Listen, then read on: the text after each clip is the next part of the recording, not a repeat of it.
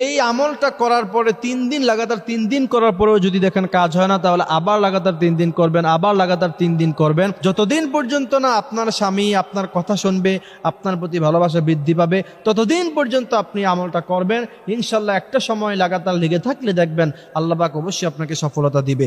শেষ পর্যন্ত যদি সফলতা না পান, তাহলে বুঝতে হবে যে আপনার তাকদিরে এটা নাই। বিশেষ করে যাদের দাম্পত্য জীবনে সমস্যা, মানে স্বামী হক আদায় করে না, সেক্ষেত্রে আপনার কাছে অপশন আছে, আপনি চাইলে তার থেকে ডিভোর্স নিয়ে চলে যেতে পারেন। ইসলাম আপনাকে কখনোই ব্যাপারে বাধা দিবে না। কিন্তু আপনার স্বামী সম্পূর্ণ হক আদায় করার পরেও যদি, আপনাকে ভালোবাসার পরেও যদি আপনি পরকে লিপ্ত হন এবং আপনি তার থেকে ডিভোর্স নিতে চান, তাহলে অবশ্যই আল্লাহর কাছে আপনাকে জবাবদিহিতা করতে হবে। দ্বিতীয় নম্বর অপশন হচ্ছে, আপনার এই স্বামী যদি আপনার হক আদায় না করে, তাহলে সবর করেন, ধৈর্য ধারণ করেন। আল্লাহ পাক কিয়ামতের ময়দানে আপনাকে অবশ্যই এর জাযা দিবে, জান্নাতের ব্যবস্থা করে দিবে।